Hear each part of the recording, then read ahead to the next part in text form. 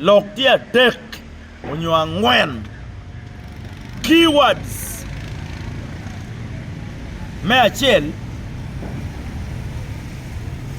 wabineno wan machalo kaka Acholi wabineno ka gamente eni miro ni Acholi bed mere lugol kui keken ento pego bed the beneficiary of aduoki ye wamiro neno ka President Yoweri Museveni ki gamente NRM miro mere ni Acholi bed mere lugol kui keken memedo wel kui ento dong no gwak pire petek ni Acholi bene obed machalo the beneficiary of the good results me elections kui eno binyuru bien position pa Acholi nationally ene gin mati yadamwa position pa Acholi via development on your through development manoti genuine tangible gin manen development kikome entrope development pa Acholi mano chero ikichapa lutela these individuals the powerful individuals here Acholi they are Acholi elephants bian watiki Acholi elephants in this politics me Uganda. Primary elections will determine everything, by the way. Kachi Acholi tie mere machalo kagamo madonke mero designing one machalo Acholi wapid machalo mere a tool makitiyu kedwa pikato kuyi again. So gine no binyur kamale kachi ada Museveni uno kero boss me go team ya boss me they're mobilizing with NRM kat kui they're mobilizing with Museveni kat kui just for the sake of Woko Museveni and party in power ento peme konyo pero pa Acholi. Primary election will determine a lot of things. Mono me achiel me ario one iwa yom need the biggest elections through dong the general elections tea ahead. So in case kitemo nyuara Acholi in the primary elections makitemo wato lwere kuma Acholi wana Acholi wabiti yuki wiwa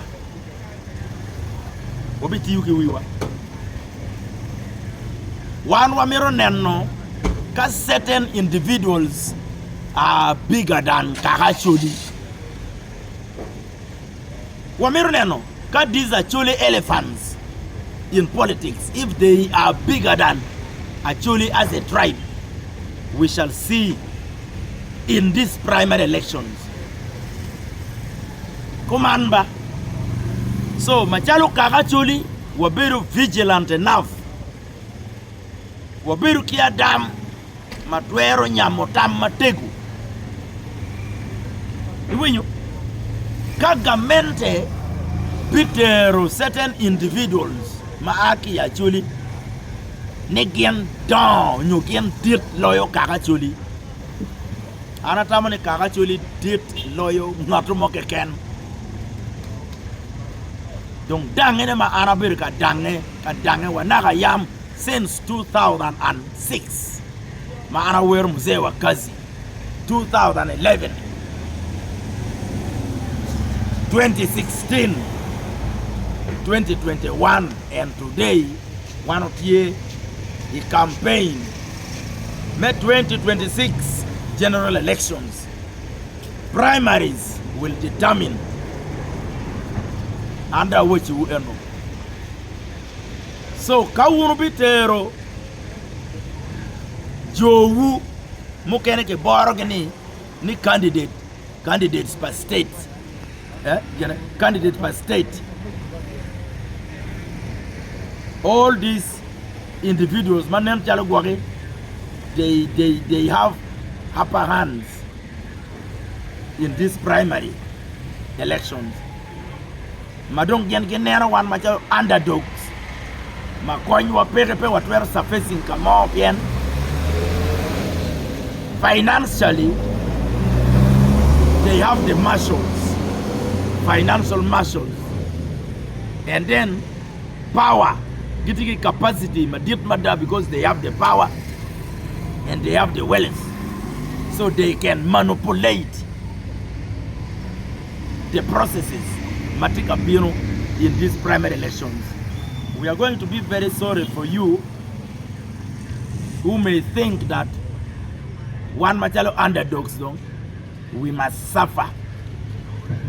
But mirungeni underdogs take a look at the mind pakagachuli.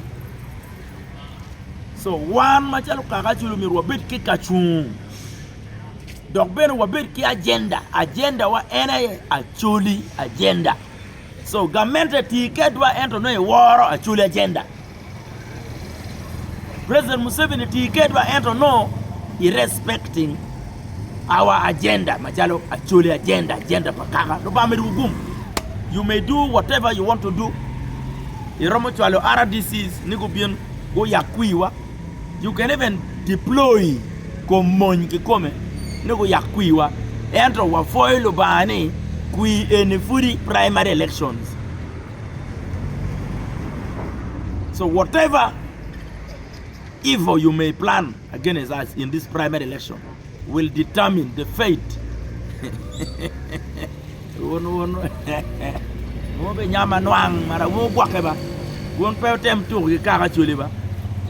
Acholi interest. Acholi interest.